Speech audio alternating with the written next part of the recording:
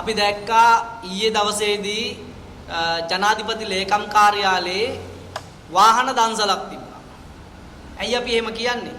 ඒකට ප්‍රධාන හේතුවක් තමයි වාහන වෙන්දේසියක්ද තිබ්බේ හිතවතුන් අතර වාහන බෙදා දීමක්ද තිබ්බේ කියන එක අපිට අද බරපතල සැකයක් බවට පත් වෙලා තියෙනවා. මොකද මේ වාහන 26ක් වෙන්දේසියට නියම කරලා තිබුණා. ඒයින් වාහන 18ක් කෝටි 20කට මිලියන 200කට විකුණනා කියලා තමයි ජනාධිපති ලේකම් කාර්යාලය සඳහන් කරේ.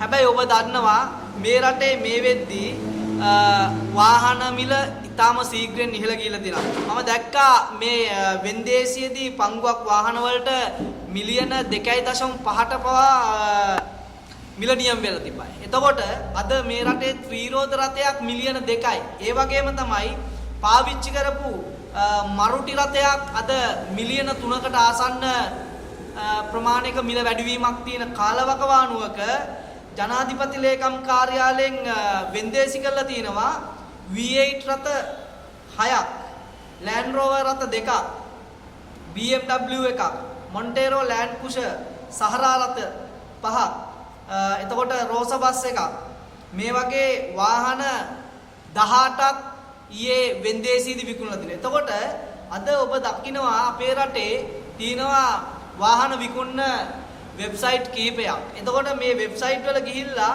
මේ පැරණි V8 රථයක් 2010 V8 රථයක් ගත්තත් අද මිලියන 48ක් වෙනවා එක රථයක් දල වශයෙන්. එතකොට අපි මිලියන 8ක් මේකෙන් අඩු කරත් අවමය මේ එක V8 රථයක් මිලියන 40යි. ඒ කියන්නේ කෝටි 4ක් වෙනවා. එතකොට සම්පූර්ණ වාහන 18ක් විකුණලා රන් තින්නේ කෝටි 20යි. එතකොට අපි රජයට කියනවා මේ වාහන V8 රථ 5ක් විකුණනත් මේ කෝටි 20 හොයාගන්න තිබ්බ මේ මිලියන 200. එතකොට අද මොකද්ද කරලා තියෙන්නේ? එතකොට මේ තමන්ගේ පුනුරුදේ හිතවතුන්ට වාහන බෙදා දීමක් තමයි මේ සිද්ධ කරලා තින්නේ ජනාධිපති ලේකම් කාර්යාලය විසින්. එතකොට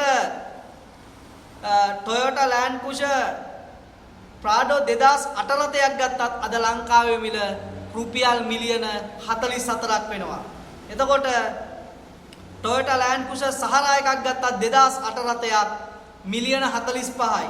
එතකොට Mitsubishi Rosa බස් එකක් 2007 එකක් ගත්තත් අද මිලියන 15කට ආසන්න මුදලක් වෙනවා. ඒ වගේම තමයි Land Rover Discovery එකක් 2013 ගත්තත් අද මිලියන 37ක් වෙනවා. ඒ වගේම තමයි Mitsubishi Montero 2007 රථයක් ගත්තත් අද මිලියන 23කට ආසන්න මුදලක් වෙනවා. එතකොට අපි අහනවා ජනාධිපති ලේකම්තුමාගෙන් සහ ජනාධිපතිවරයාගෙන්. එතකොට මේ දන්සලක්ද තිබ්බේ වාහන වෙන්දේසියක්ද තිබ්බේ කවුද මේ වාහන ගත්ත පුද්ගලයෝ? ඒක නිසා මෙන්න මේ වාහනේ මෙන්න මේ මුදලට විකුණන්නේ, මෙන්න මේ කියන වාහනය මෙන්න මේ මුදලට විකුණන්නේ කියලා මේ වාහන 18 මිල අපට අනිවාර්යයෙන්ම ලබා දිය යුතුයි. අපි ඉදිරියේදී තොරතුරු දැනගැනීමේ පනතෙන් සරණ භූමි ජාතික ව්‍යාපාරයේ හැටියට අපි නීතියට යන්න බලාපොරොත්තු වෙනවා.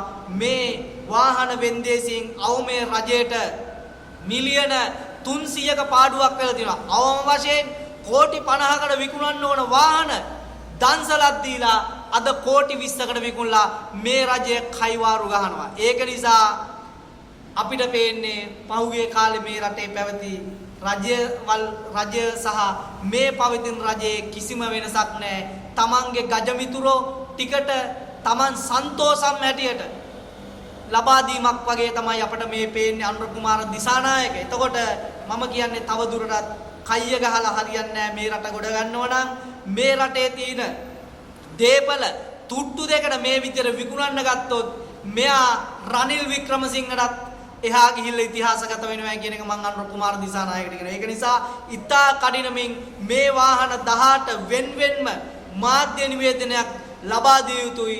මේ වාහනවල වැලිඩේෂන් එකත් එක්ක මේ වාහන වෙන්දේසියෙන් කීයකටද වෙන්දේසි උනේ කියලා කවුද මේ වාහන ගත්තු පුද්ගලයෝ කියලා අනිවාර්යයෙන්ම ප්‍රසිද්ධ කළ යුතුයි.